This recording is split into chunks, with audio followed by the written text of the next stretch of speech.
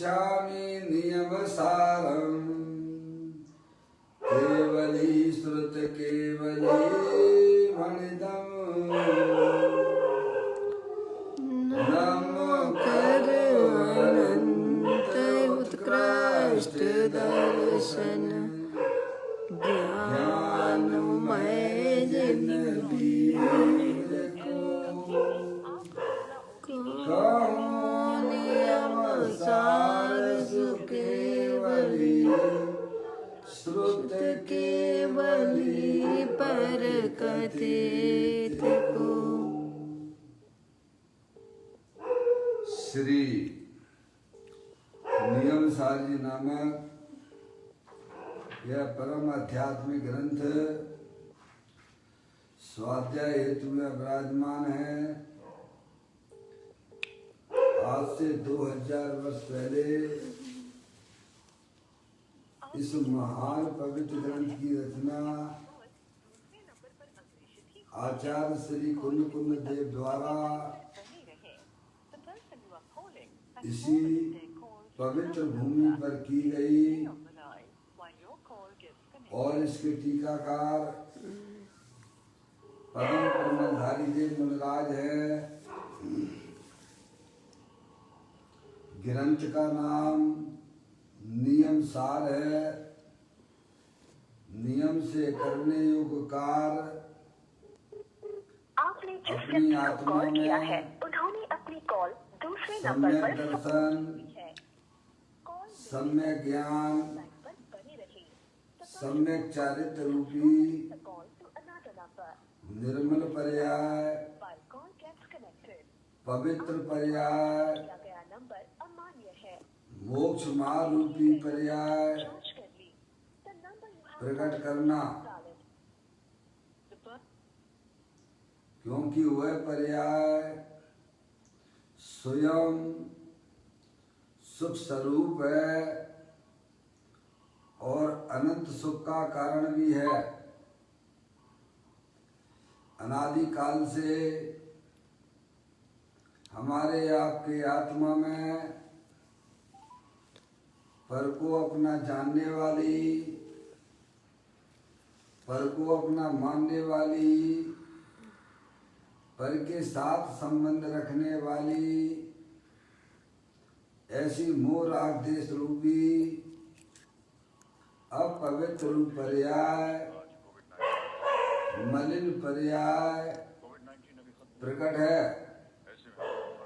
जो स्वयं दुख स्वरूप है और अनंत दुख का कारण भी है।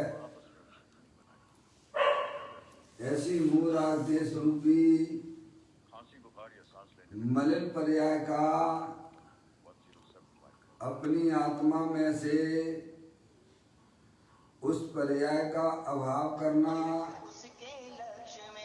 और सम्यक दर्शन ज्ञान चारित्र रूपी निर्मल पर्याय को प्रकट करना,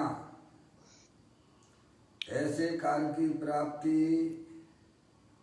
जिनवाणी माता के माध्यम से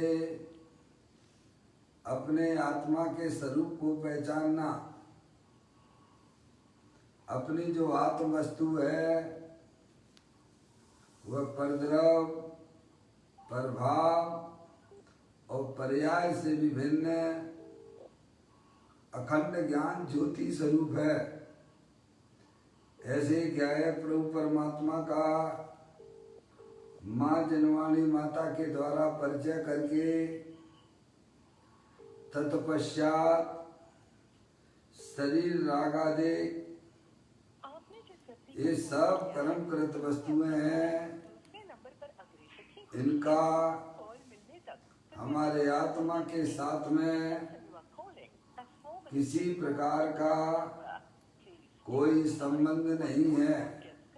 इस प्रकार सम्यक वेद ज्ञान पूर्वक शरीर रागादिक का लक्ष्य छोड़ के अंतरोन्मुखी उपयोग के द्वारा अपने ज्ञाय प्रभु परमात्मा में अपनापन स्थापित करना उसी आपने को जिस निज व्यक्ति रूप को से कॉल किया है जानना उन्होंने अपनी कॉल और उसमें ही number you're अपनी calling is currently switched वर्तमान off. पर्याय Please को try later. मग्न जिस कराना, नंबर से आप संपर्क उसे करना ही चाहते अरिहंत हैं वो परमात्मा अभी स्विच ऑफ है। धर्म कृपया कुछ कहते समय हैं। पश्चात प्रयास करें। उसकी चर्चा आचार्य भगवंतों ने, मुनराजों ने एक एक गाथा और कलश के माध्यम से हमें अपने आत्मा के स्वरूप को समझाया है। यहाँ पर श्री नियम सारी नामक यह परम आध्यात्मिक ग्रंथ स्वाध्याय हेतु में चल रहा है।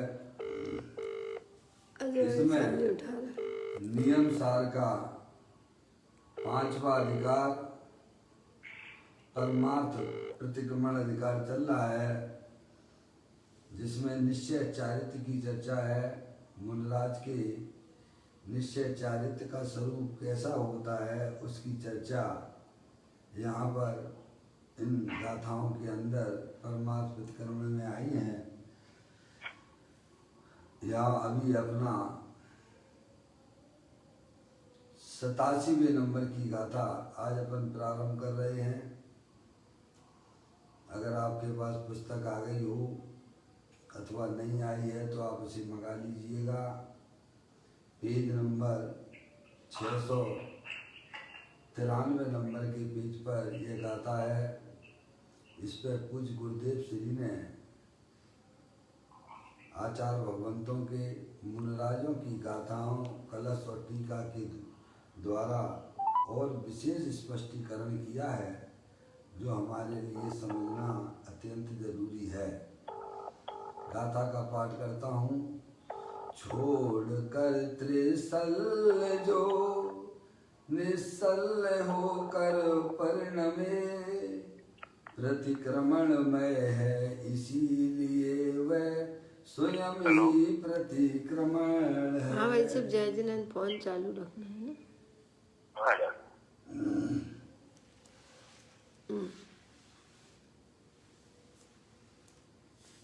गाथा का पाठ अपन ने किया, दोबारा से कर लेता हूँ। छोड़ कर त्रिसल जो निसल होकर परिणमे, प्रतिक्रमण में है इसीलिए वह स्वयं ही प्रतिक्रमण है। जो साधु सल भाव छोड़कर निसल भाव से परिणमित होता है, वह साधु प्रतिक्रमण कहलाता है।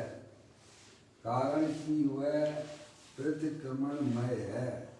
अपनी जो चैतन्य वस्तु है वह तीनों काल, शरीर, रागादिक और पर्याय से विभिन्न अखंड ज्ञान ज्योति स्वरूप है।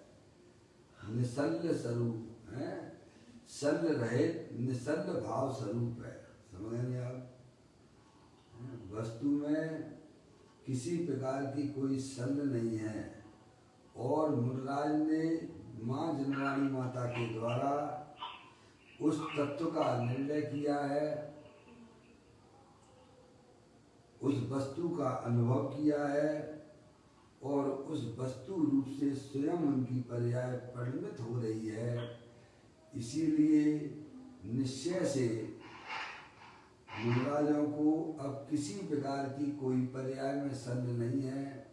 वे स्वयं ही आत्मा होकर आत्मा रूप से परिणमन कर रहे हैं। उसे ही आचार्य भगवंत प्रतिक्रमण कहते हैं। यह इस गाथा का मूल में भाव आचार्य कुमकुम देव ने हमें समझाया है। अब यहाँ टीकाकार परम परिमलधारी देव मुनराज उस टीका की इस गाथा के ऊपर वह पढ़ता हूँ। यहाँ निश्चल भाव से परिणत महातपोधन को ही निश्चय प्रतिक्रमण स्वरूप कहा है। समझेंगे आप? प्रथम तो निश्चय से निसल्ल स्वरूप परमात्मा को व्यवहारने के बल से कर्म पंख युक्त पना होने के कारण व्यवहार नय से कर्म रूपी कीचड़ के साथ संबंध होने के कारण उसे निधान, माया और मिथ्यात्व रूपी तीन सल बरतते हैं। उसे निधान, माया और मिथ्यात्व रूपी तीन सल बरतते हैं, ऐसा उपचार से कहा जाता है। समझेंगे नहीं आप? ये बात जो कही जाती है वह उपचार से है। ऐसा होने से ही तीन संग का परित्याग करके जो परम योगी परम निश्चल स्वरूप में रहता है, अपना भगवान आत्मा तीनों काल निधान, माया और मिथ्यात्व रूपी तीन संगों से अनादि अनंत वस्तु स्वरूप होने से निश्चल, ये जो तीन प्रकार के होते हैं उनसे रहित है। समझ आप? ये सब जो होते हैं सल वगैरह, वह कर्म उदय जनित होने से अपना भगवान आत्मा निश्चल स्वरूप है। समझ गए आप? ऐसा उपचार से कहा जाता है कि ऐसा होने से ही तीन सल्लों का परित्याग करके, समझ गए आप? और व्यवहार से भी उन्होंने उसका त्याग किया है। वस्तु स्वरूप का यथार्थ ज्ञान, श्रद्धा और अमरता होने से, ऐसा होने से ही तीन संग का परित्याग करके जो परम योगी परम निश्चल स्वरूप में रहता है, सल रहित अपना भगवान आत्मा तीनों काल कर्म और कर्म के उदयों से भिन्न अखंड ज्ञान ज्योति स्वरूप है। ऐसे ज्ञाय प्रभु परमात्मा का ज्ञान, श्रद्धान और रमणता होने से वे मुनिराज स्वयं निश्चल स्वरूप में रहते हैं। उसे निश्चय प्रतिक्रमण स्वरूप कहा जाता है, कारण कि उसे स्वरूपगत निस्वरूप के साथ संबंध वाला वास्तविक प्रतिक्रमण है ही। अपना चैतन्य स्वरूप भी भगवान आत्मा तीनों काल कर्म उपाधियों से रहित, कर्म और कर्म की उपाधियों से रहित निश्चल स्वरूप है। और ऐसे ज्ञाय प्रभु परमात्मा का मुनिराजों को ज्ञान, सिद्धांत और रमणता होने से वे स्वयं भी निश्चल रूप से उनकी पर्याय परिणमित हो रही है। उसे ही वास्तव में निश्चय प्रतिक्रमण कहते हैं। वही निश्चय से वास्तविक चारित्र है। ये तो अपन ने गाथा और टीका को पढ़ा। अब पूज्य गुरुदेव श्री इसी गाथा और टीका के ऊपर हमें इसका स्पष्टीकरण करते हैं। पर का मैं कर सकता हूँ, शुभ राग से धर्म होता है, ऐसी विपरीत मानता रूपी मिथ्यात्सल है। कार्य का फल भोगूं वह निधान सल है। देखिए आप पहले मिथ्यात्सल किसी का है, अब तीनों सल को पूज्य गुरुदेव जी हमें आपको समझाते हैं। मिथ्यात्सल तीन प्रकार की सल्लें होती हैं भैया।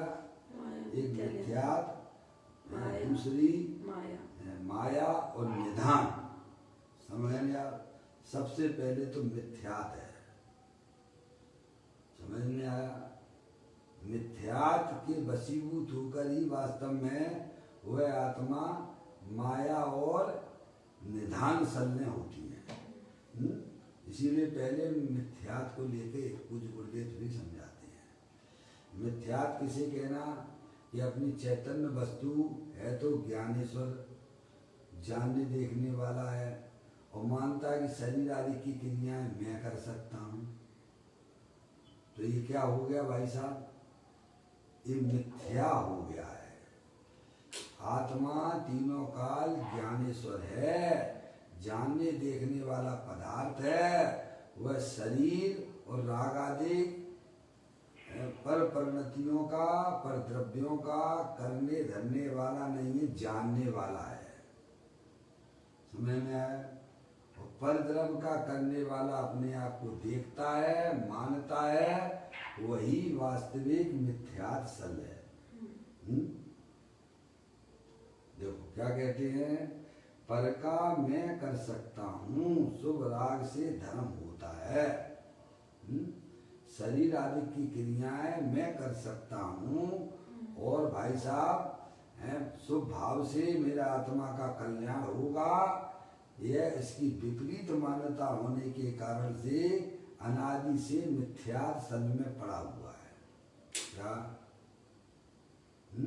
मिथ्या से नहीं हो रहा है, समझ में आया? है तो तीनों काल ज्ञानेश्वर भगवान आत्मा वीतराग आनंद स्वरूप है। शरीर और रागादिक परिणतियां संसार अवस्था में होती अवश्य हैं, पर ज्ञानी जीव उनके कर्ता धर्ता रूप से नहीं देखते हैं, वे तो अपने आप को ज्ञानेश्वर रूप से देखते हैं। समझ में आया? शरीर आदि की क्रियाएं मैं कर सकता हूँ और भगवान हमारा कल्याण करेंगे, इस प्रकार की सल मिथ्या सल सम्यक दृष्टि जीवों को नहीं होती है। मुनिराज को तो होने का प्रश्न ही नहीं है। जो मुनिराज होते हैं वे सब ज्ञानी होते हैं, उन्हें अपनी आत्मा का ज्ञान होता है, उन्हें अपनी आत्मा का श्रद्धान भी होता है और उन्हें अपनी पर्याय को निरंतर अपने ज्ञायक प्रभु परमात्मा में रमण कराते हैं। इसीलिए उनको हर चीज स्पष्ट हो चुकी है। इसलिए मुनिराज की पर्याय में तो ये सल होने का प्रश्न ही नहीं होता है। समझ में आ गई भाई साहब?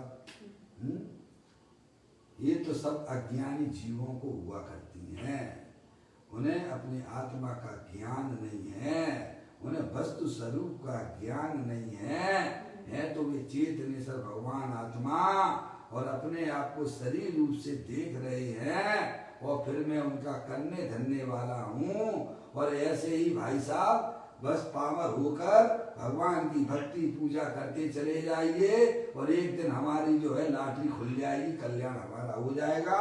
वह मिथ्यात्व रूपी बहुत बड़ी सल में पड़ा हुआ है। उससे उबरने के लिए तो जिनवर देव द्वारा वस्तु स्वरूप का ज्ञान करना चाहिए। जिन जीवों को इस मिथ्यात्व रूपी सल से बाहर निकलना है तो उनके लिए तो बस एक ही उपाय ज्ञानियों ने अरिहंत परमात्मा ने बताया है कि आप वस्तु स्वरूप का निर्णय कीजिएगा। जितना बढ़िया आपका निर्णय होगा उतना आपकी पर्याय अपने ज्ञायक प्रभु परमात्मा के पास में होगी। समझ में आया भैया? कब तक ये मिथ्यात्व में जीते रहोगे? अरे अंधकार में कब तक चलते रहोगे? अब तो अपनी चैतन्य स्वरूपी भगवान आत्मा का प्रकाश अंदर से उत्पन्न करो।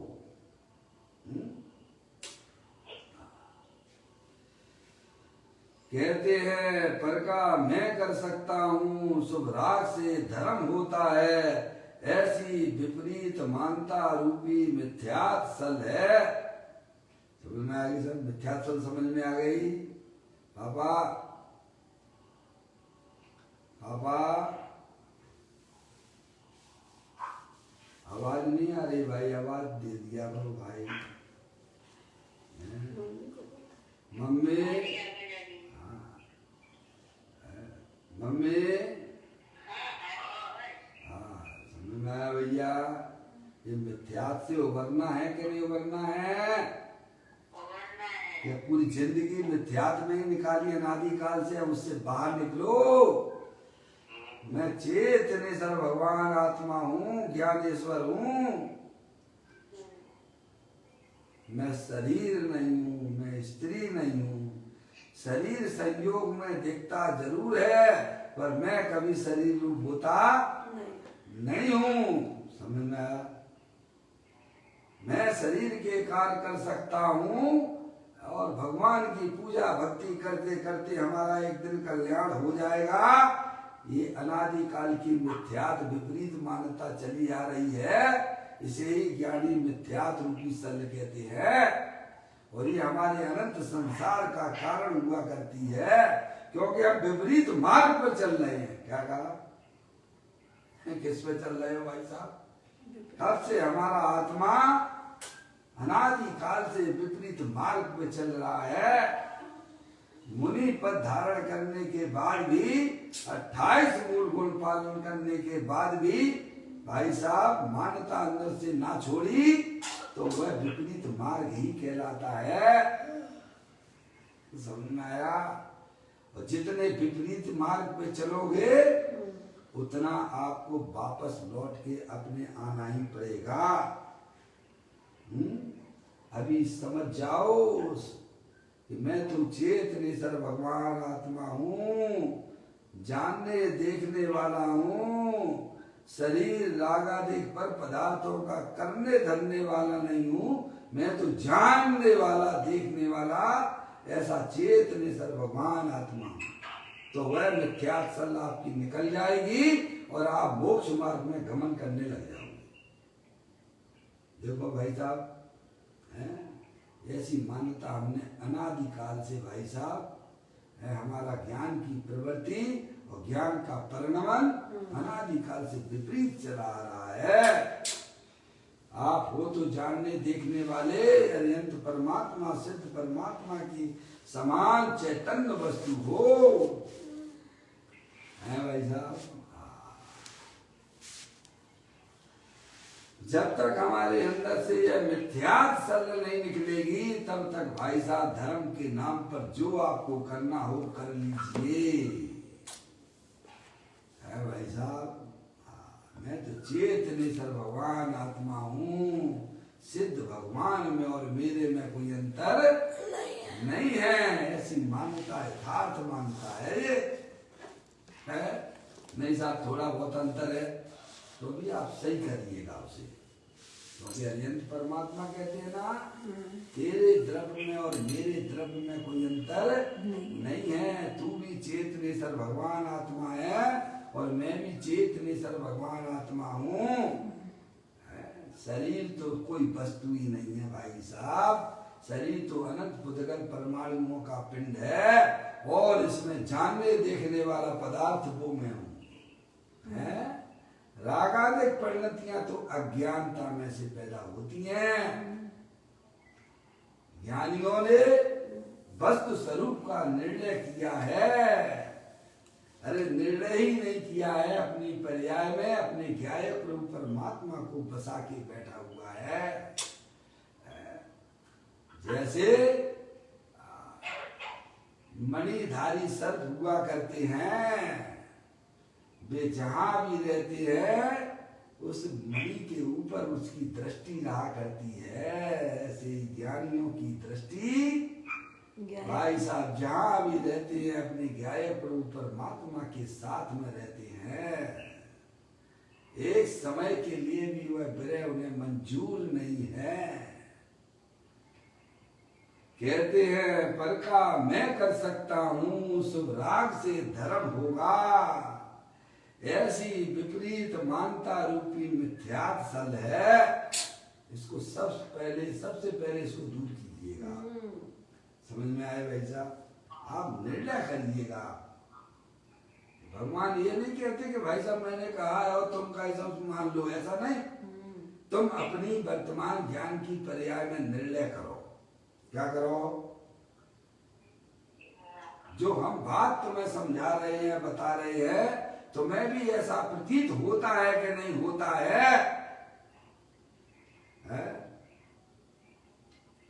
तो वह मिथ्यात सल पर्याय में से निकल जाएगी आपकी। जहां मिथ्यात सल निकल गई तो समझ लेना चाहिए अब आपकी पर्याय में निराकुलता रूप परिणति। अब वह पर्याय कभी भी अपने ज्ञाय प्रभु परमात्मा को छोड़ेगी नहीं, है भाई साहब। इतनी सुंदर वस्तु भाई साहब आप हो। कभी हमने अपने आत्मा को पहचाना नहीं, जाना नहीं भाई। पर का मैं कर सकता हूँ, शुभ राग से धर्म होता है। ऐसी विपरीत मानता रूपी मिथ्यासल है। एक बात, काल का फल भोगूं यह निधान सल है भाई साहब। उसका फल मैं भोगता हूँ, राग में करने वाला हूँ और राग का भोक्ता अपने आप को मानता है, वही वास्तव में निधान सल है भाई साहब। जब मैं कर्म को छूता नहीं हूँ, राग की पर्याय को भी मैं छूता नहीं हूँ, तो उसका भोग करूंगा। एक बात कहाँ से आ गई भाई साहब? ज्ञानियों को इस प्रकार की सल होती नहीं है। समझ में आया भाई साहब? हैं? वो जानते हैं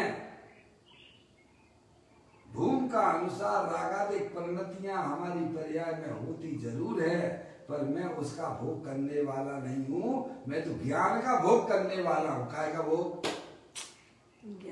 ज्ञान के लड्डू खाओ। एक बार हमने अपने बिरसा वाले बहनोई को मोक्ष, भगवान के मोक्ष कल्याण की बधाई दी भाई साहब। है भगवान ने देखो मोक्ष प्राप्त हो गया है, आपको बहुत बहुत बधाइयाँ। तो वो बोला अरे सोनगढ़ वालों का तो जो लड्डू खाते खाते मोक्ष होता है। हमने कि इसमें क्या शक करते हो भाई साहब? लड्डू खाते खाते होते हैं, पर ध्यान रखना कौन सा लड्डू खाते हैं। जड़ लड्डू को तो वे छूते नहीं है, तो खाने की बात कहाँ से आ गई? ये तो ज्ञान का लड्डू खाते हैं, और ज्ञान का लड्डू खाते खाते मोक्ष की प्राप्ति होती है। और तुम्हें भी ये ज्ञान का लड्डू खाना पड़ेगा, तब तुम्हारी संसार से जन्म मरण से ये तुम्हारी बेल टूटेगी। नहीं तो भाई साहब ऐसे ही जन्म मरण करते रहोगे। पर द्रव्य को आत्मा करता नहीं है, उसका भोगता नहीं है, रागादिक परिणामों का भी करने वाला नहीं है, रागादिक परिणामों का भी भोग करने वाला नहीं है। वह तो ज्ञान का करता है और ज्ञान का ही भोगता है। मसीह वो आता ना 62 नंबर का श्लोक आता है, आत्मा ज्ञानम स्वयं ज्ञान समझ में आ रही साहब? करोति ज्ञान चैतन्य वस्तु जो ज्ञान का करने वाली है और ज्ञान का ही भोग करती है, ऐसी सल ज्ञानियों की पर्याय में नहीं हो सकती है कि मैं परधर्म का करने वाला हूँ और परधर्म का भोग मैं कर सकता हूँ।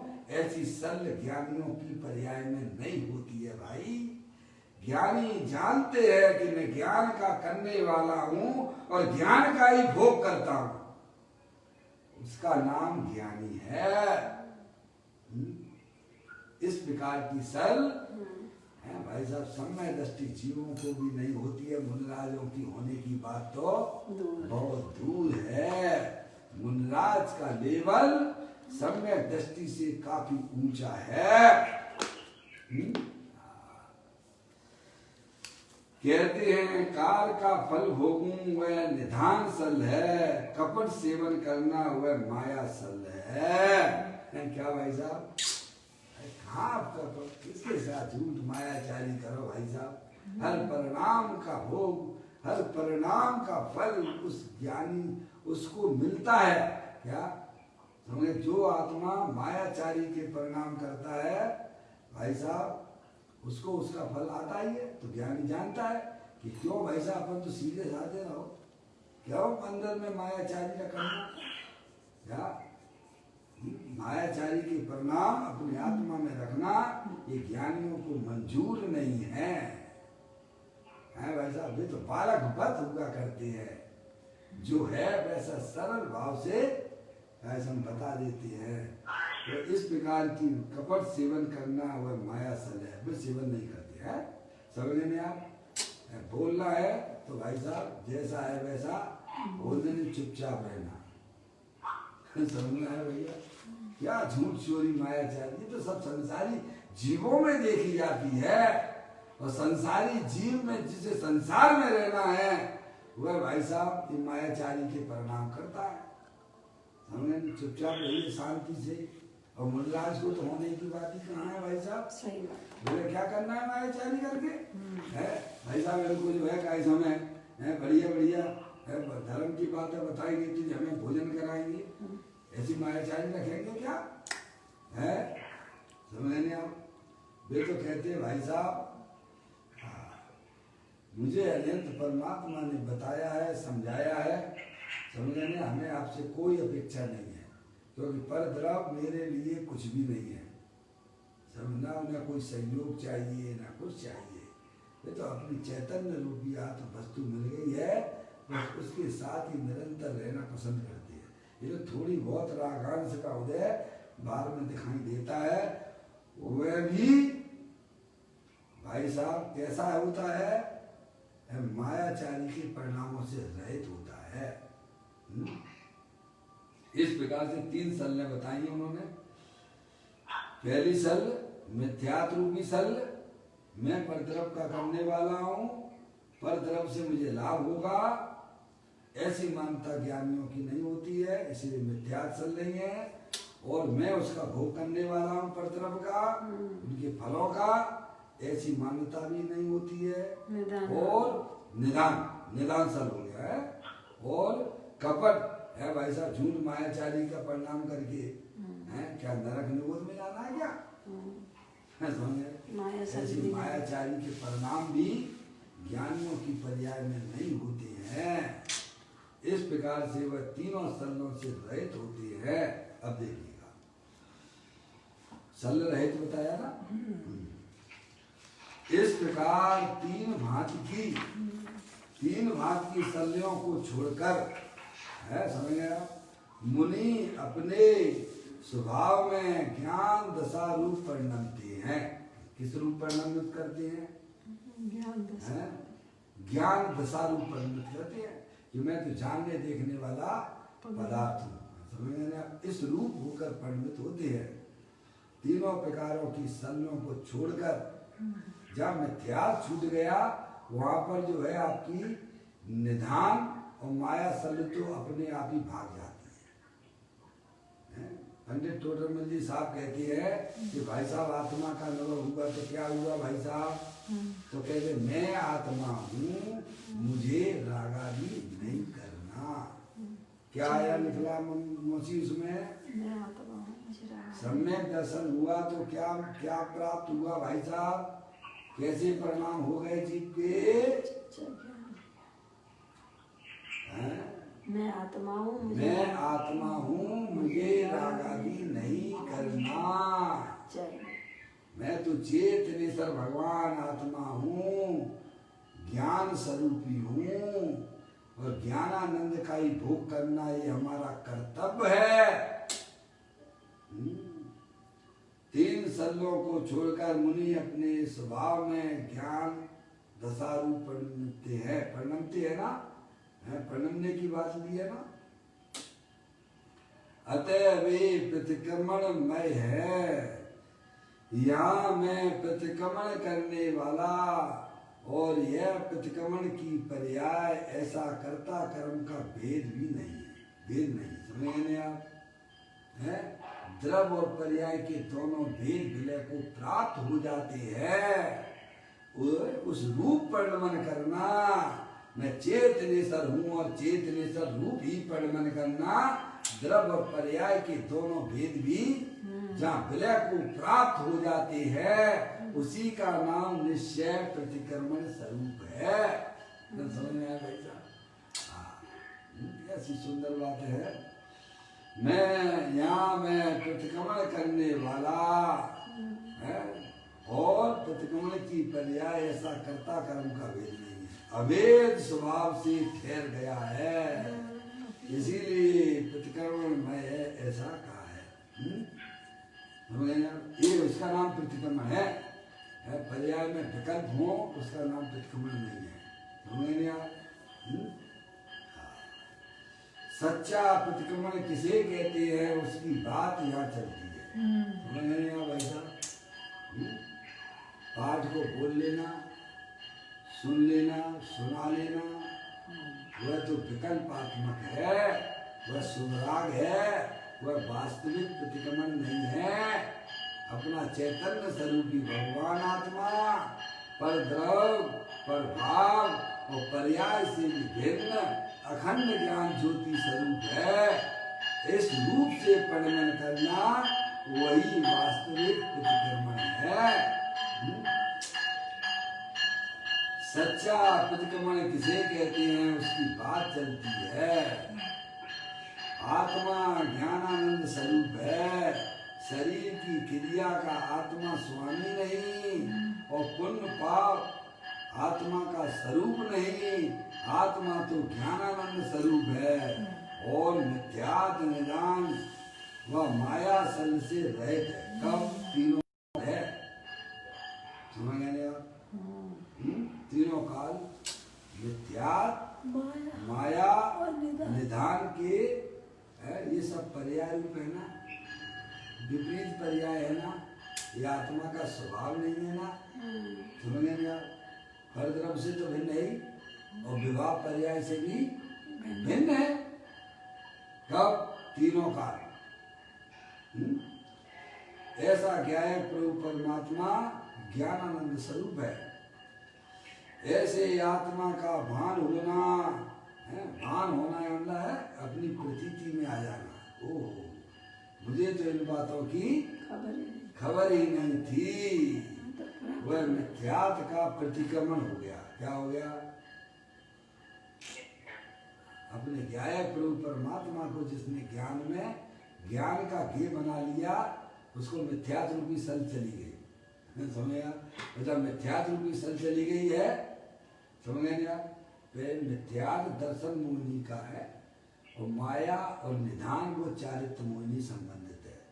आगे बात समझ में भाई साहब? मोहिनी के दो भेद, एक दर्शन मोहिनी और एक चारित्र मोहिनी। बराबर? पापा,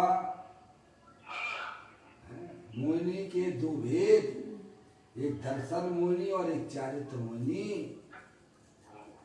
दर्शन मोहिनी में मिथ्यात्व विपरीत मान्यता होती है, और जब तक विपरीत मान्यता का त्याग नहीं होगा, चाहे कितना भी धर्म का आडंबर इकट्ठा कर लीजिएगा, भाई साहब आप संसार में ही डूबते रहोगे, वर्तमान में दुखी होते रहोगे।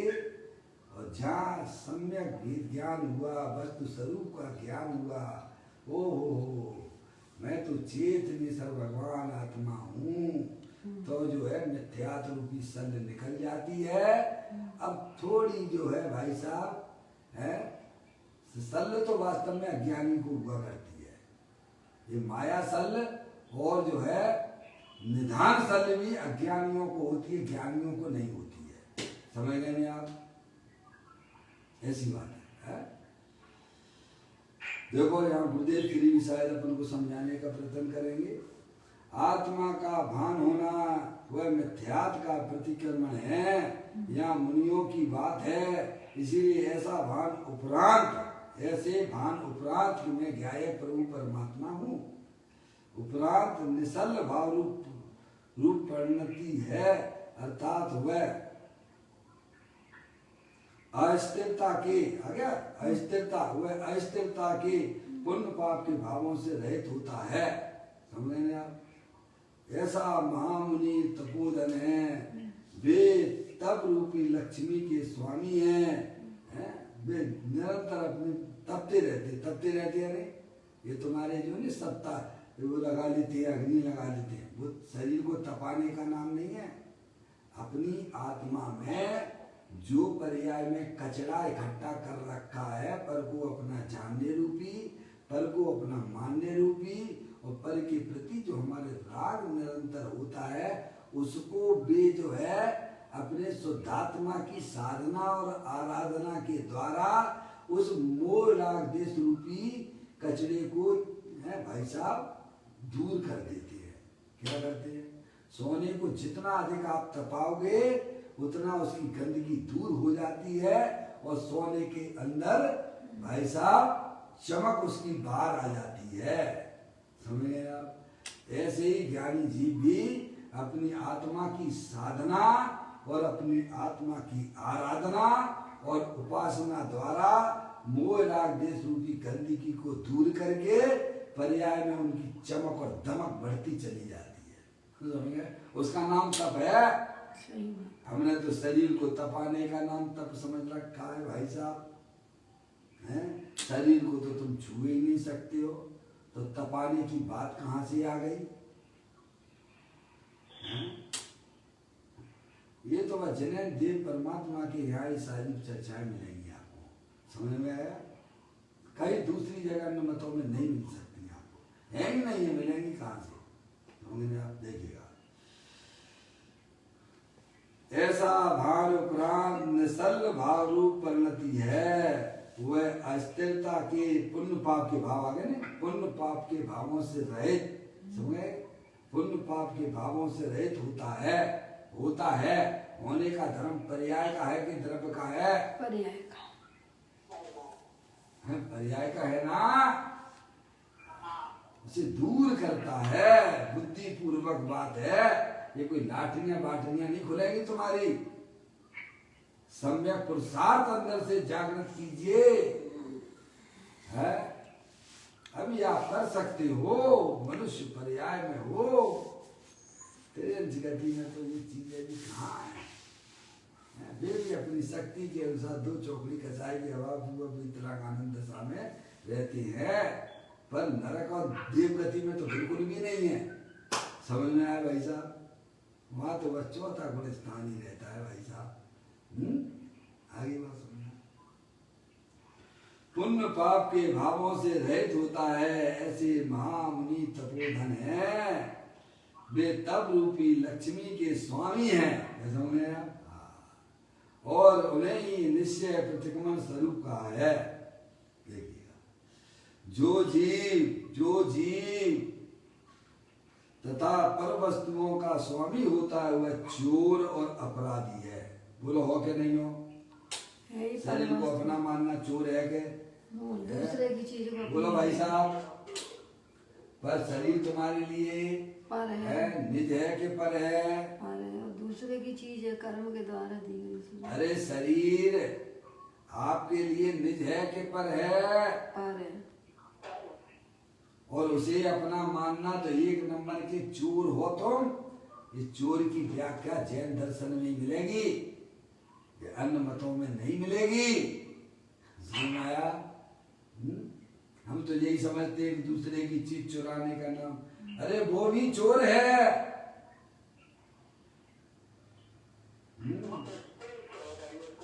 वो तो स्थूल है भाई।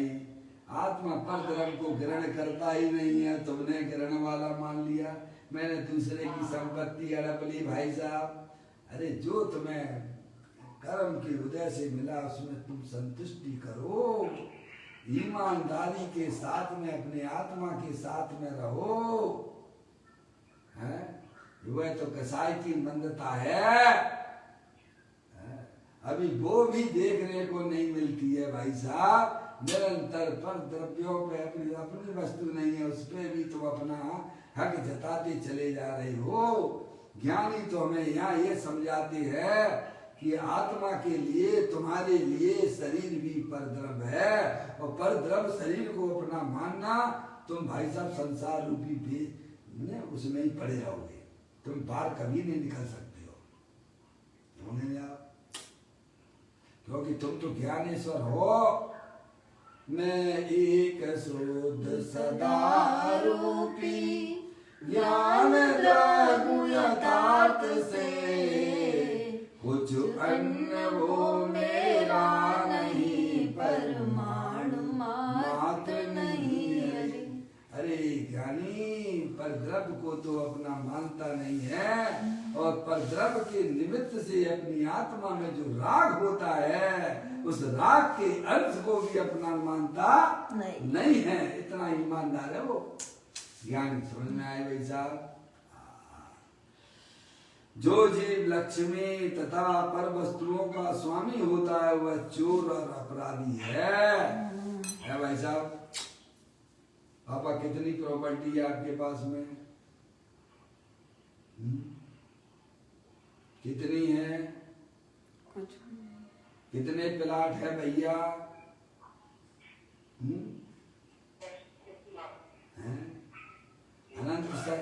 अनंत शक्तियों की प्रॉपर्टी हमारी है। ये बाहर के भाई साहब, बाहर की चीज हमारी कभी थी नहीं, कभी हो सकती नहीं है। हम कल्पना करते रहते हैं। करते रहो। आप स्वतंत्र हो। वास्तव में जियोगे तो अपना क्या है, प्रभु परमात्मा आपको मिल जाएगा भाई। कब तक बनावटी जिंदगी जियोगे? जो जीव लक्ष्मी पर वस्तुओं का स्वामी होता है, मैं मालिक हूँ, मैं चार में कितने कारखाने चल रहे हैं, बस स्वप्न में गाड़ी चल रही। स्वप्न दो प्रकार के होते हैं।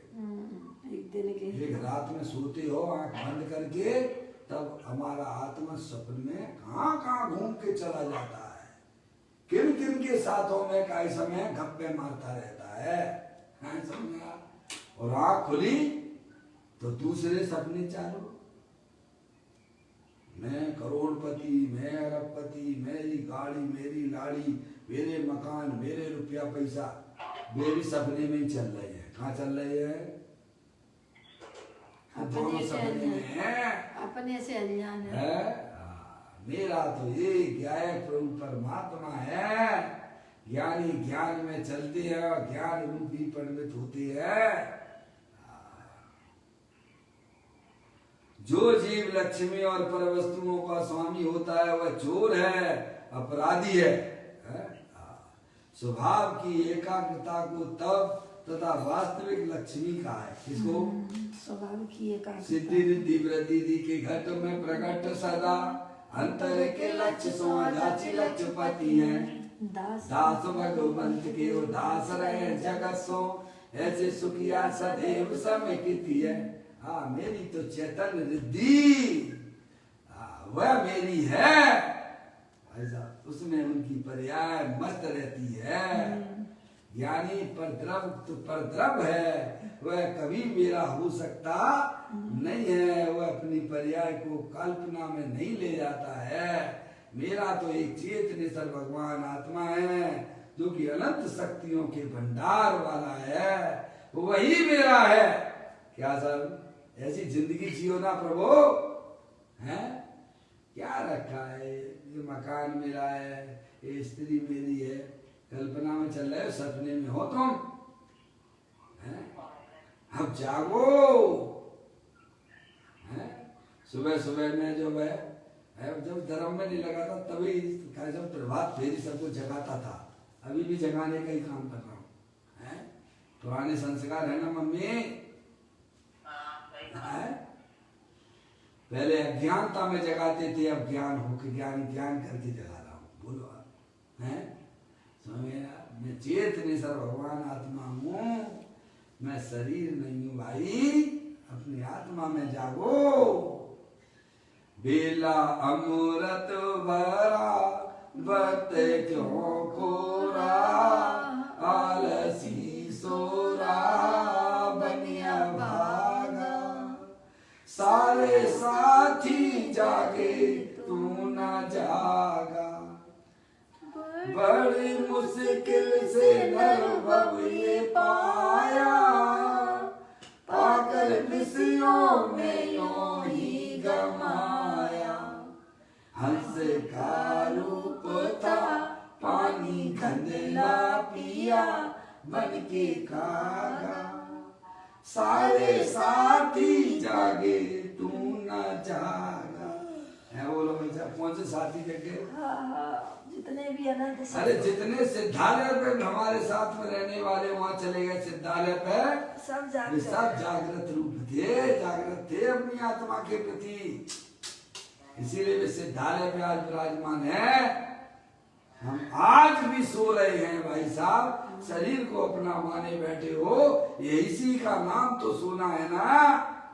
जो चीज तुम्हारी नहीं है उस चीज में तुम अपनापन स्थापित किए हुए हो, उसे अपना मानते हो, यही आत्मा का सोना है।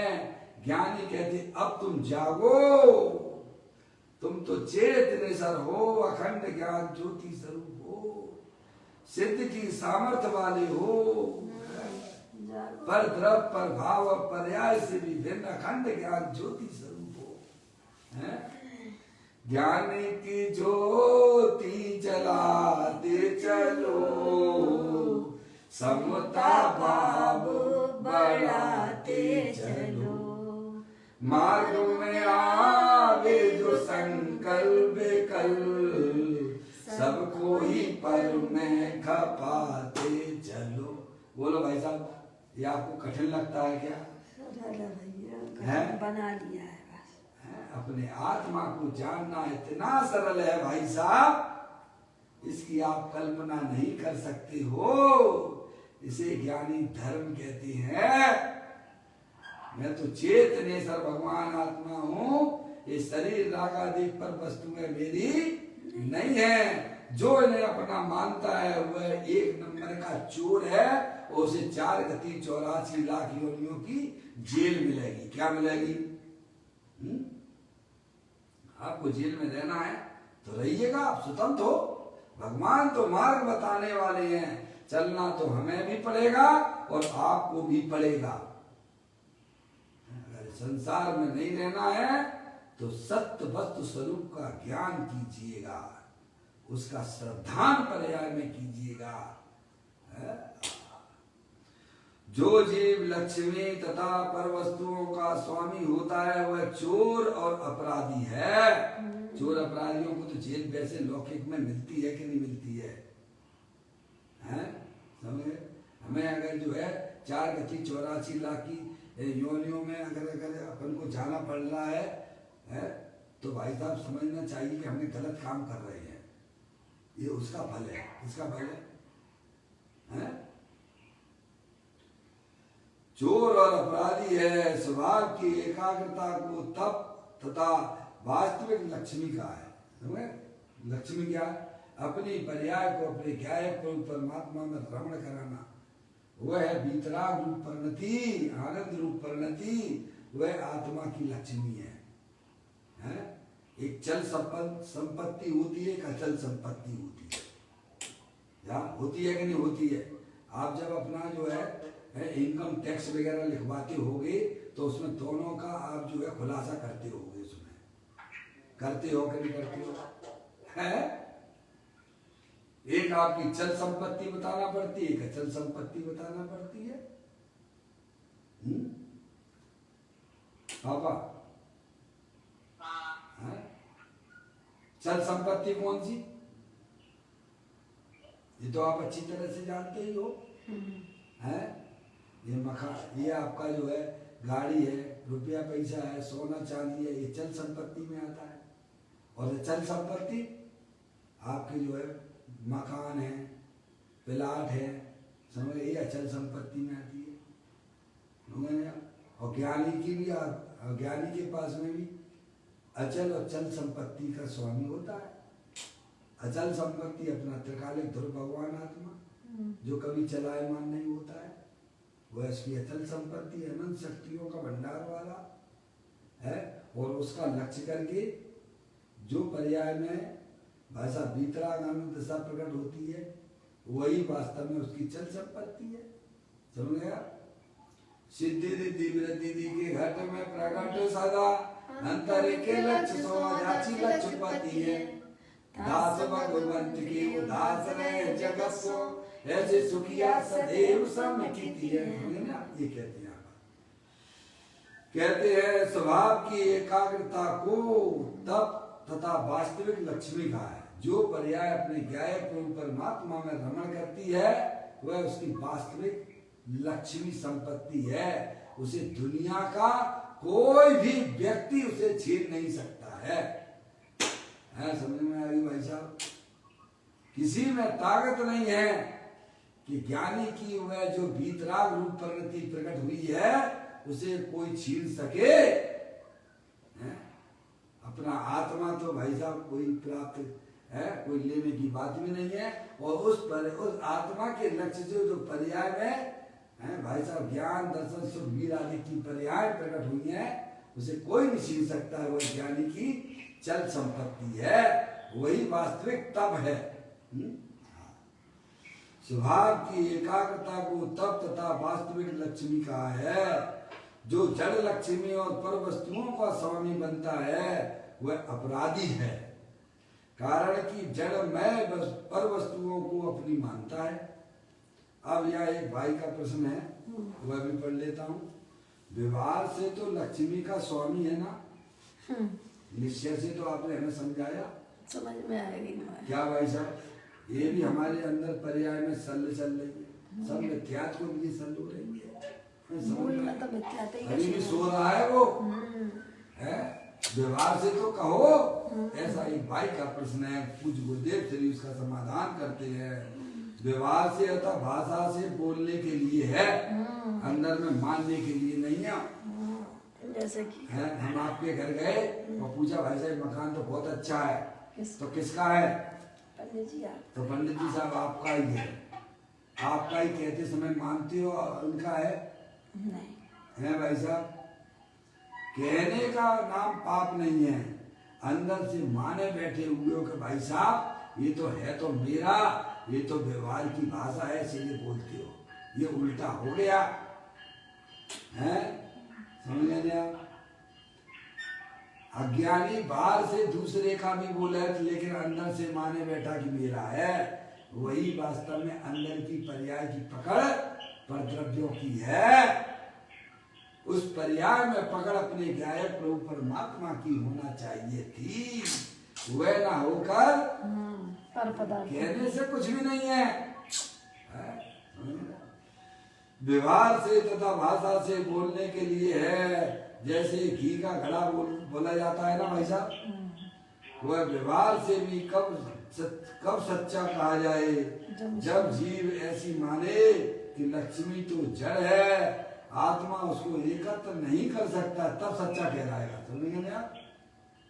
कब सच्चा होगा? जब लक्ष्मी तो जड़ है, आत्मा उसको एकत्र नहीं कर सकता है, उसके ऊपर लक्ष्य जाता है, वह पाप भाव है उसमें, तथा लक्ष्मी में सुख नहीं है, सुख तो अपने में है।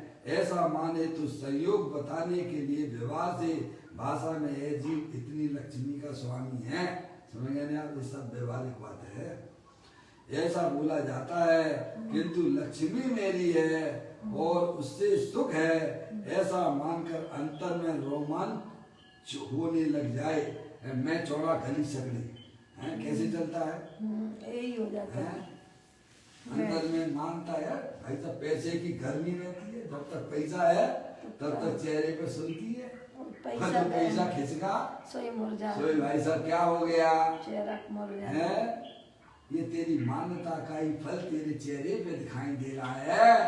ज्ञानी भाई साहब है, देखो एक सेठ जी थे, समय दृष्टि जी था है, पानी के द्वारा उनका माल आ रहा था विदेश से, उनको समाचार उनके मुनीम ने दिया कि सेठ जी जो माल जो है पानी के द्वारा समुद्र के द्वारा आ रहा था, वह आपका जो है नाव उसमें पलट गई, आपका सब पानी में चला गया है। सेठ जी के पास समाचार आया, उन्होंने ठीक है कोई बात नहीं, क्या कहा कोई बात नहीं। अरे फिर बाद में दोबारा समाचार आया, सेठ जी जो पानी में चला गया था जहाज गिर के, वह तुम्हारा नहीं था, वह तो दूसरे का था। ठीक है कोई बात नहीं। देखा आपने है, हमारा तो न कुछ हो जाए तो चेहरा ऐसा मुरझा जाता है जैसे घर में हमारे पिताजी का स्वर्गवास हो गया हो है। तो अंदर में पकड़ किसकी है? पर्याय में पर पदार्थों की है। देखिएगा यहाँ कहते हैं ऐसा बोला जाता, किंतु लक्ष्मी मेरी है और उससे सुख है, ऐसा मानकर अंतर में रोमांच, पर्याय अंतर में यानी पर्याय में उसका जो जुनून बना रहता है, पर द्रव्य मेरे पास इतने संयोग में है, ऐसा अंदर में रोमांच उसके पर्याय में रस बनता रहता है। वो तो संसार का कारण है। सही बात। अंतर में रोमांच होने लग जाए और उसको निश्चय व्यवहार एक हो जाता है, इसीलिए वो बड़ा चोर हो गया। क्या हो गया है? अपराधी है, मिथ्यात् सल सहित है वो।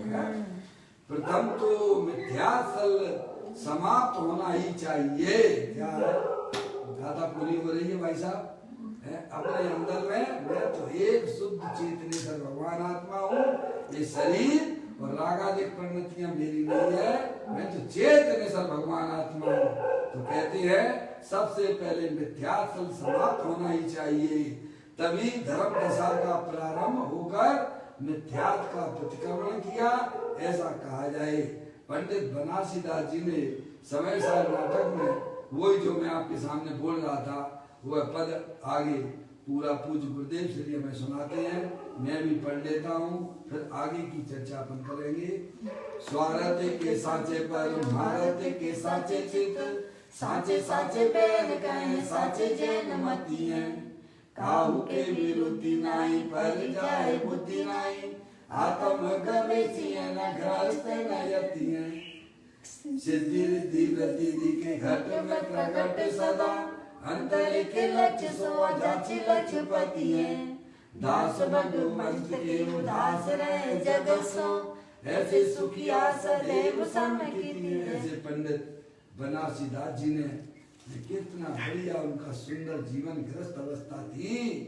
भाई साहब कितना सुंदर उनकी पर्याय में कितना गजब का काम किया है। ऐसे हम आप सब गृहस्थ लोग हैं बहुत अच्छा काम कर सकते हैं, कोई बहुत बड़ी बात नहीं है। चैतन्य वस्तु तो आप हो ही, उसका ज्ञान और श्रद्धा निर्णय कर लीजिए तो भाई साहब आप हमारी पर्याय में भी उस आत्मा का आनंद पर्याय में आ जाएगा। भाई इस प्रकार से अभी समय के अनुसार इस चर्चा को यहीं विराम देते हैं। कल फिर अपन जो है इस चर्चा को आगे बढ़ाएंगे, आचार्य भगवंतों की चर्चा को।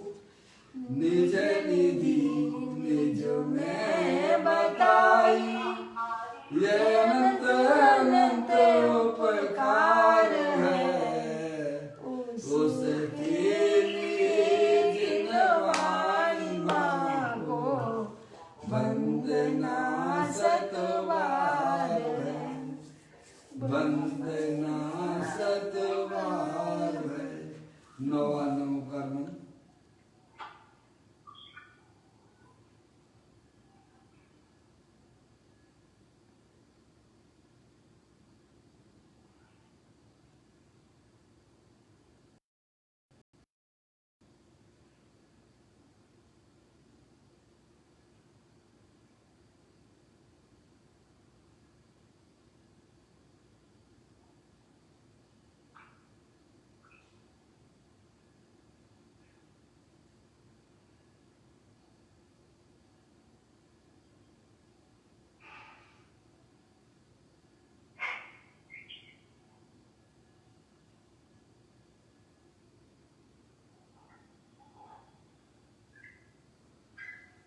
गुरुद्वार सांग जनवाणी माता की जय।